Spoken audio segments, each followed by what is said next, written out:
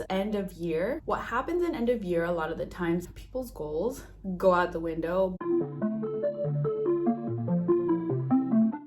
You should put these 3 books into your cart. I know that one of the biggest things that happens, and the woman that I talked to is like only living for the holidays. And I watched a video, I'm gonna see if I can find it, but basically what he was saying is it's dysfunctional to only live for the holidays. Dysfunctional families live for the holidays because it's all you got. If we don't have Thanksgiving together, then we'll miss our whole opportunity. If you have a healthy relationship with your kids, you're gonna eat with them all the time. I love Thanksgiving. I hope they all come over. I don't know if they will. But my goal is to have dinner with my kids so much that if we miss Thanksgiving, we didn't miss the only open window of relationship and memory for the whole year. I would rather do 30 Thanksgivings, and if they miss the one, I got a backup plan. Don't think like most people do, and that is that our whole year rises and falls with the holidays. I'm not against family time. I'm actually on my way to a family gathering. Why not still continue to work through your goals, work toward it exactly it is that you want, and have a plan in place? Just because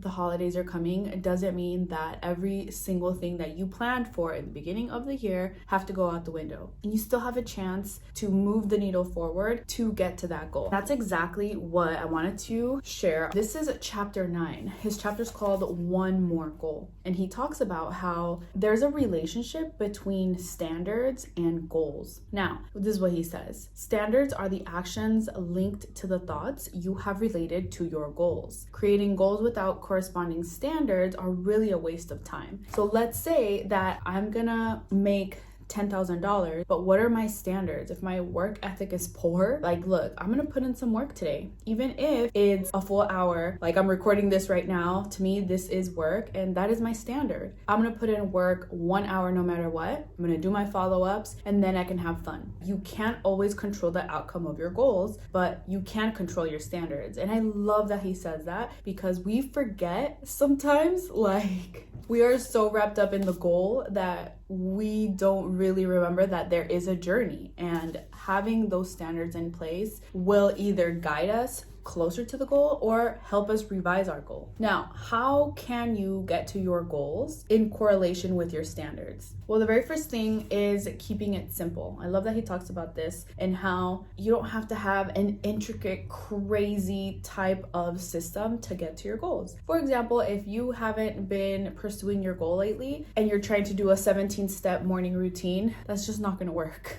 Let's just be honest. So instead, what you can do is keeping it super simple, moving your body, keeping it to where you start to habit stack, and remembering what your overall goal is. Remembering those reasons why you said you wanted to hit a financial goal. You wanted to work on your body. You wanted to be more organized. You wanted to get to a certain rank in the company. Because essentially, goals are about change. That's why your goals need to challenge you. I remember I was talking to my mentor, her name is Sarah, and she's like, I mean, it's cool to get 1 customer a month. That's only 12 customers a year, but why not push yourself? Why not get to the next level? And it goes back to your standards, because the more emotional your goal is, the more compelling the reason, the more energy is attached to it. And you're gonna get to that 10K, you're gonna get to that next level business, whatever it is that you're pursuing. I'm not saying react with emotion. I'm saying when you are setting those goals, make sure that there is a compelling reason. I love that he says that. More energy and resilience will be attached to it. And I know we talked about discipline, we have talked about like self-accountability, but essentially there needs to be an emotional component for it to make sense. For example, if you tell me like my goal is gonna be getting my real estate license because my husband's in real estate, that never made sense to me. And I said, no, I don't really want that to be my goal. And I never pursued it because there was no emotional attachment to it. Versus I am so dedicated to this channel, and no matter what, I am putting out 1 video minimum because I am emotionally invested here. So keeping it simple and having both long-term goals versus short-term goals. So right here on my right, there is a whiteboard that my husband has, and he has literally his 10-year plan. And that reminds me, like, I'm on there too. I said that I was gonna do things. So remembering, yes, I have my 10-year plan, but also what am I gonna do on the day-to-day that is an immediate payoff?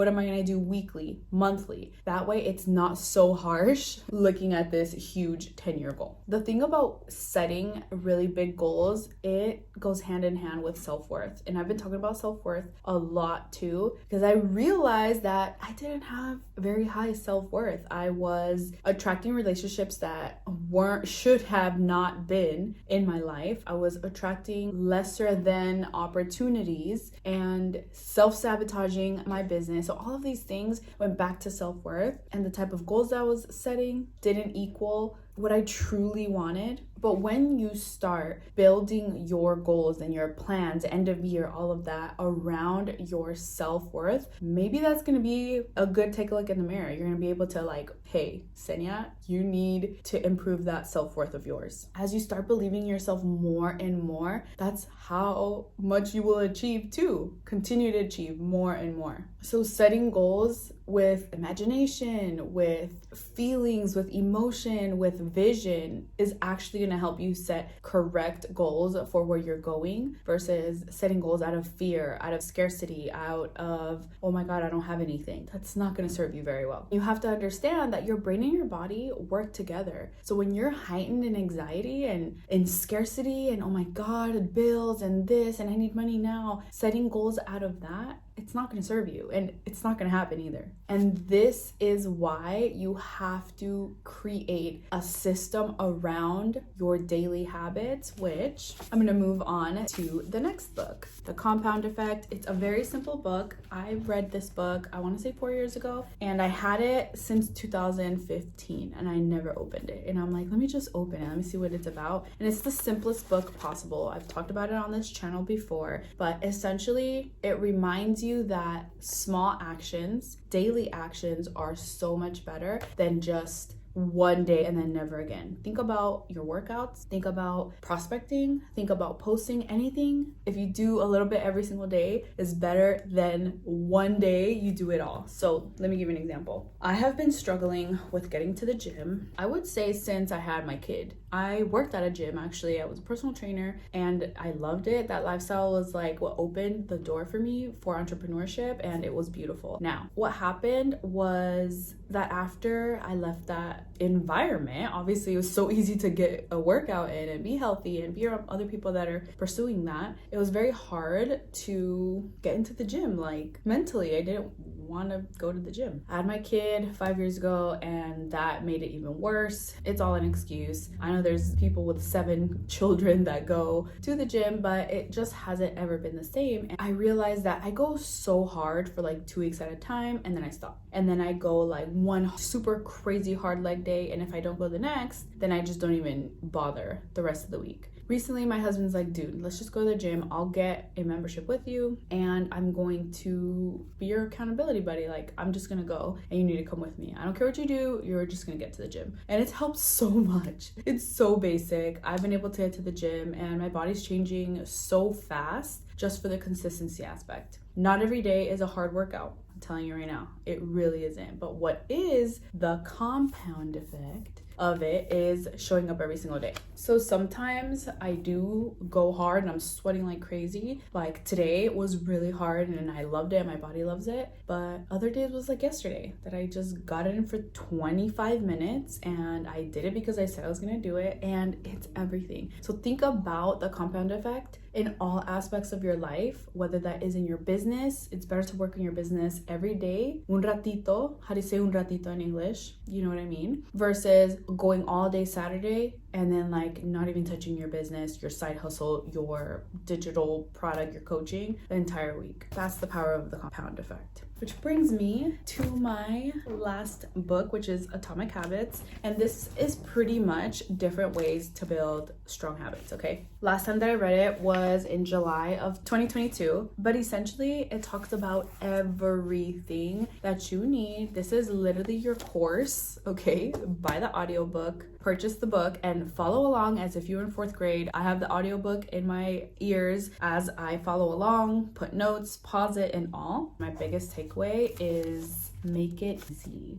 Okay, here's the thing. The problem that, I don't know if you're like me, the problem is that I make it so hard on myself. I was back to the workout example. I'm like, okay, if I don't sweat and like burn 7,000 calories in this workout, it didn't work. And that's not true. They make it so hard. I have to do this elaborate warm-up, elaborate cool down. And sometimes I don't have the 2-3 hours that requires.